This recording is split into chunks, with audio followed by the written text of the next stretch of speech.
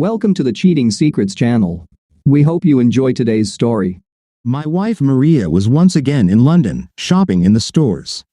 With each passing year, she spends more and more time away from home. We are no longer together as a couple, but I cannot bring myself to divorce her, and she has no desire to file for one. Over the past 5 years, my software development company has soared. For 10 years, I struggled to keep my head above water, and then hardware technologies caught up with my software package, and things started to fall into place. 3 major companies showed interest, and I was just waiting for the right one to seize. The actual value now amounted to significantly more than 10 million, mostly in inventory, which I had. About 8 years ago, Maria worked at a law firm in Reading. The salary at that time was a significant support. Her working day was long, and in the end, she made several late-night trips for the firm, although I thought she was just a legal assistant. I was preoccupied with new software, so I didn't pay much attention to her absences.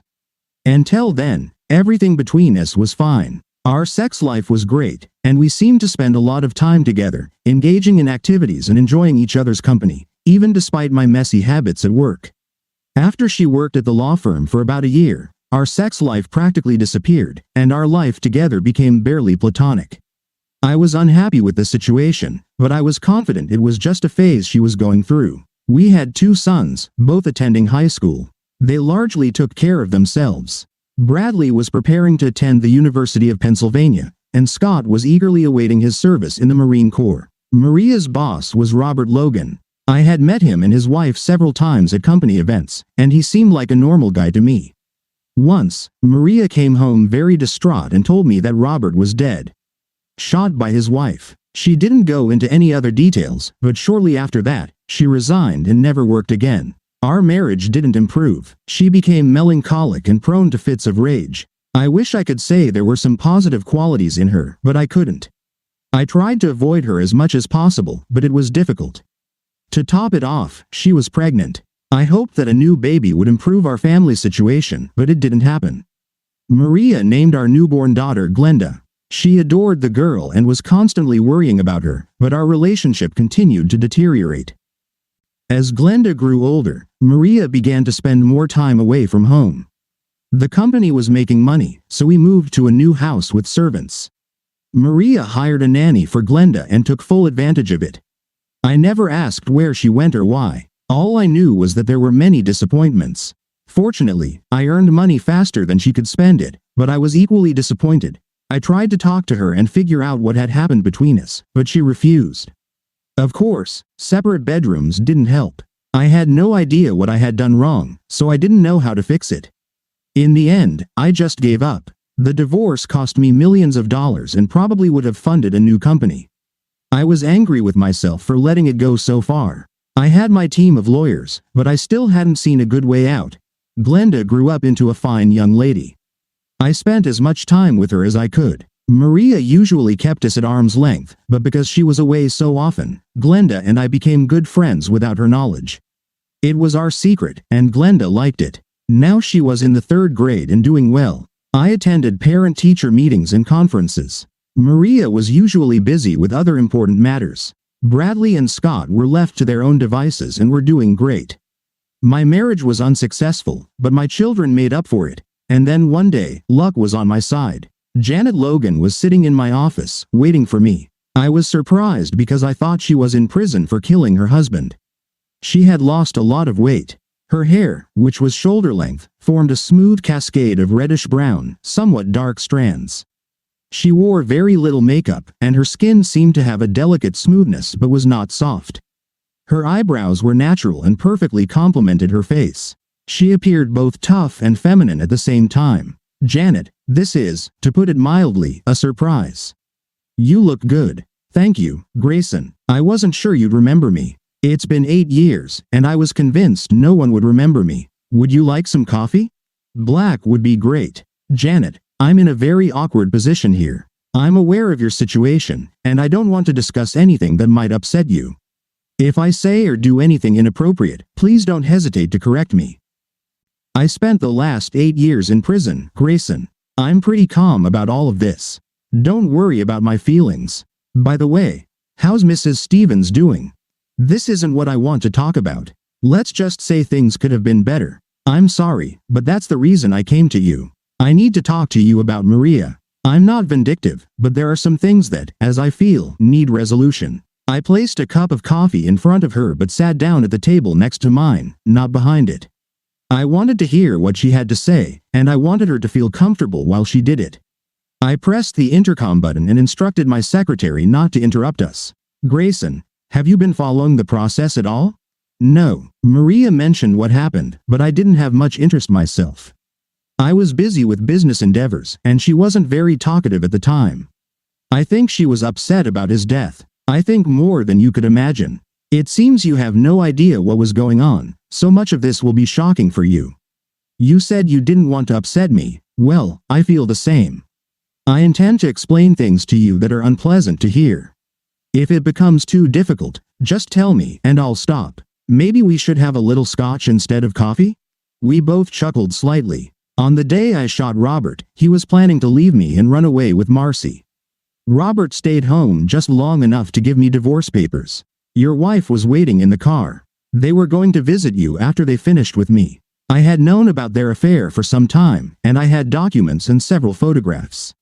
The fact that he asked for a divorce didn't bother me because I was planning the same thing. Janet, I had no idea. At that time, I was living in my own little world. I think in some sense it was my fault that all this happened. I regret that my poor performance as a husband contributed to your family problems. That wasn't all, Grayson. Robert always wanted a family, but we couldn't have children. He constantly complained about my shortcomings as a wife and blamed me for everything. When he handed me divorce papers, he told me that Marcy was pregnant with his child and that she was going to provide him with the family he always dreamed of.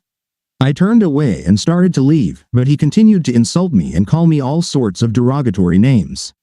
It wasn't enough for him to leave and divorce me.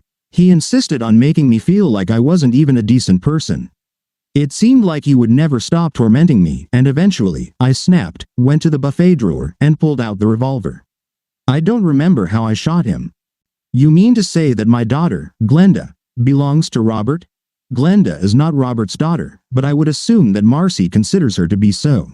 Can you explain that?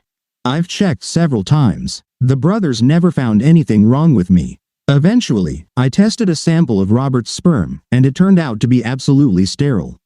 I never told him about it. By the way, Glenda is Robert's mother's name. I suppose that was the name they agreed upon when Marcy found out she was pregnant. Marcy chose that name, but I had no idea where she got it from. I think you're right, and she believes Glenda is Robert's child. Knowing that explains a lot. Would you like some more coffee? No, but I need to discuss something else.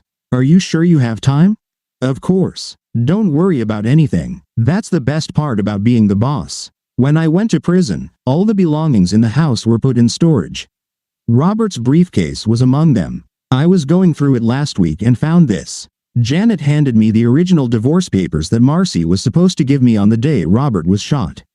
The papers were signed, dated, and notarized. Robert and Marcy worked at a law firm, so the terms of the divorce were very precisely laid out. Is this still valid? Janet laughed. I have no idea. I'm not a lawyer. Look at paragraph 7. She's granting me full custody of all the children. Oh wow, she'll be really mad if she finds out I can get Glenda. Sure, the boys are long gone, but if I can get custody of her little angel, she'll go ballistic. Can I take this so my lawyers can look it over? It's yours, Grady. It holds no value to me. I wish you all the best. Here are a few more things that might interest you, or might not. Janet handed me 2 envelopes made of heavy paper. The photos my detective took are in the small envelope. They're quite explicit. I don't need them, but they might be useful to you. In the larger envelope are the results of the investigation my private detective provided me, along with some other interesting documents. You can review them and decide what's important to you. Thank you. I really don't want to look at them, but I'll pass them along to the attorney along with the papers. We both sat and looked at each other for a few moments. She was a very impressive woman, and I was glad she came to see me. I'll better go and let you get back to work. Thank you for agreeing to meet with me. I feel better when I'm done with this. By the way, you don't happen to have any vacancies for ex-convicts, do you? Seymour Schlamp, my personal and favorite lawyer, was thrilled with the 8-year-old divorce documents, which had no expiration date. He was like a kid in a candy store, eager to get to work. Marcy wasn't asking for any interest, just hard figures. She wanted to get $14,000 from current and savings accounts. 8 years ago, that was about half the total amount, and today, almost nothing. All other demands were similar. There was just one snag. She wanted a 1995 Volvo station wagon, which she had at the time. I sold it about 5 years ago. I had to find that car. Janet Logan started working in the software testing department of the company. It was an entry-level job, but I felt she would be comfortable with it. It also gave me the opportunity to see her regularly. I liked Janet, and I hoped to get to know her better. Glenda and I kept our DNA tests a secret from Marcy. It would take a few weeks to get the results, but Seymour needed time to make sure there were no loopholes in the divorce documents. I was sure the results would show that Glenda was mine. With a little help from friends, I managed to find the Volvo at the state college. A guy from a student fraternity was happy to offer it to me at twice the price he paid for it. A week later, I had a car with Marcy's name on the documents. Seymour explained to me that as long as nothing had been altered in the original divorce petition, it could proceed in written form. We couldn't find anything significant enough to make us want to change it. Marcy's signature had been notarized and was still legally valid even after 8 years.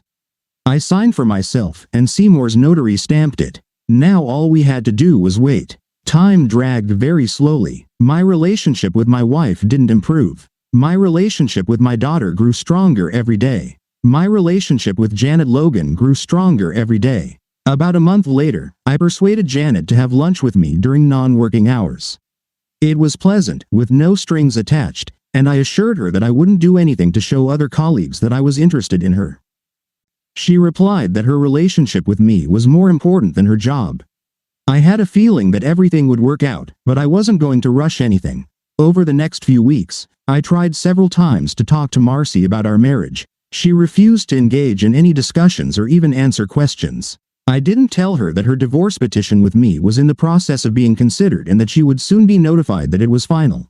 It was midweek and midday when my loving wife, Marcy, burst into the office. "What the hell is this?" she demanded, throwing some official-looking papers onto my desk. "I'm not sure, but I believe it's the divorce petition you filed 8 years ago, just notarized," I replied. "You son of a bitch.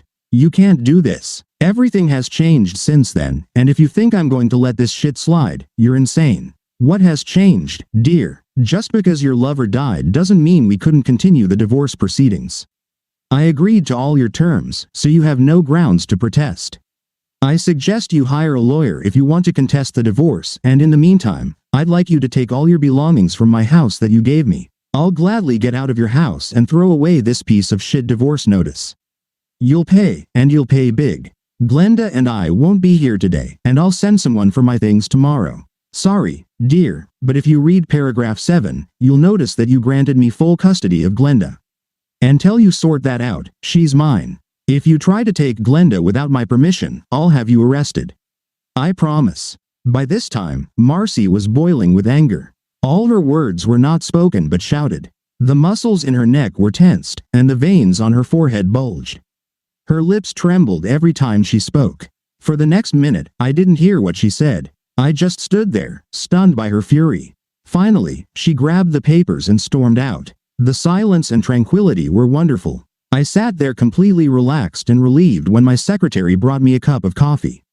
She didn't say anything, just smiled. I spent the rest of the day canceling cell phones, credit cards, bank accounts, and insurance policies. I called Janet, and she agreed to have dinner with Glenda and me that evening. I needed a friendly shoulder to lean on. Glenda and Janet spent most of the evening talking to each other. Everything didn't go as planned. Seymour called me a few days later. Marcy had hired a lawyer, and a meeting was scheduled to resolve the divorce issues. A family court judge was going to be present at the hearing and act as an arbitrator. Seymour indicated that Marcy's attorney seemed not particularly confident in overturning the divorce decision, but appeared more interested in getting me to relinquish custody of Glenda as an addendum. I agreed to compromise but not to concede. The meeting began slowly and consisted mainly of discussing each of the demands that Marcy had put forth in the divorce petition. Seymour handed out checks for the agreed-upon amounts, and we sat quietly enduring the official protests related to the fairness of the settlement. Seymour didn't react in any way. Marcy seemed shocked when I handed over the car keys and documents for the Volvo across the table. Finally, the issue of custody was raised. Marcy asked the judge if she could make a statement that had been approved. For the past 8 years, I have forced myself to live in a loveless marriage for the sake of my daughter. I loved Robert Logan with all my heart and was proud to give him a child that his wife couldn't bear for him. Robert Logan is the father of my daughter, not Grady Stevens. Mr. Stevens has no rights over Glenda, and I will not tolerate having the daughter of the man I loved raised by a stranger. Based on this, I am seeking sole custody of Glenda Stevens. The judge, who had been silent throughout the entire proceedings, spoke up. Mrs. Stevens, are you suggesting that Glenda Stevens is the result of marital infidelity that occurred between you and Robert Logan while you were married to Grady Stevens?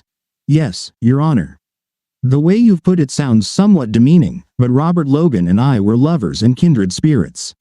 We never felt like we were engaging in something as dirty as marital infidelity.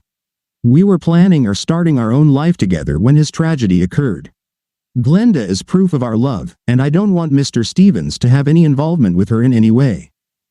Your revelation on this matter would typically diminish the likelihood of you obtaining custody due to marital infidelity.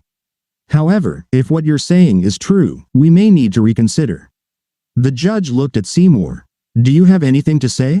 Seymour and I sat and looked at each other. Are you sure you want to do this, Grady?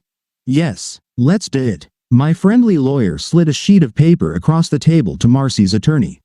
This is a report compiled approximately 6 weeks before the conception date of Glenda Stevens.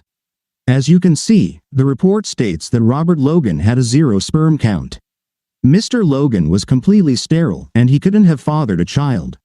That's why Janet Logan, who is capable of conception, couldn't conceive. Marcy paled and her eyes widened. She began to panic again, much like in my office. This is a lie. This report is not authentic. You're making this up just to steal Robert's child from me. Her lawyer whispered something in her ear, trying to calm her down.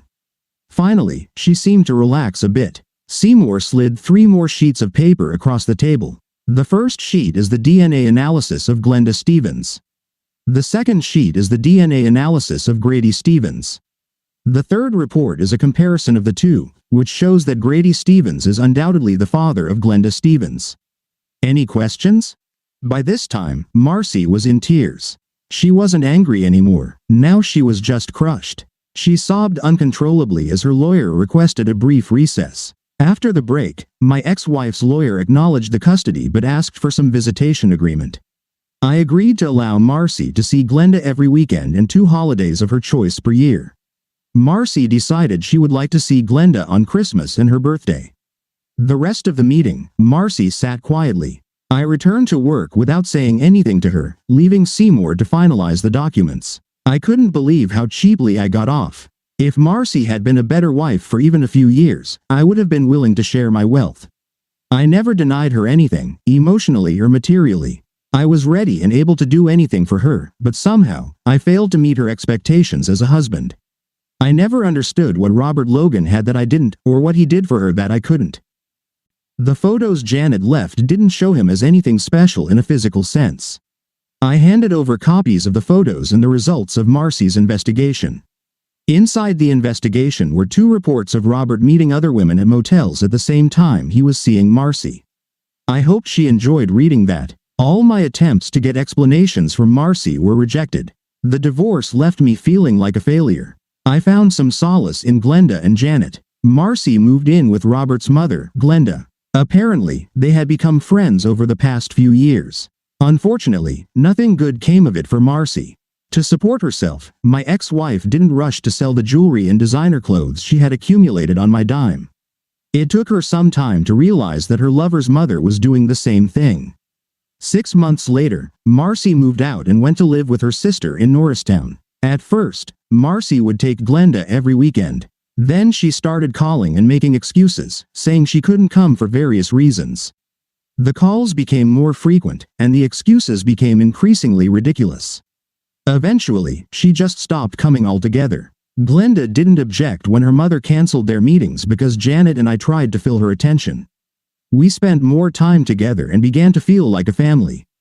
Janet moved into our home, and we got married just before Christmas. Marcy went on holiday and embarked on a solo cruise in the Caribbean Sea and couldn't pick up Glenda as planned. Everyone was relieved. 2 weeks later, I filed a motion to rescind the additional custody agreement, and it was approved. My company was finally bought, and now we were financially secure. Janet is very happy because she is pregnant for the first time in her life. We will receive Social Security until the child finishes high school, but it's worth it. Life is finally good. Thank you for being with us and listening until the end. If you found it interesting, please subscribe, give us a like, and leave your comments. And we'll see you on the Cheating Secrets channel.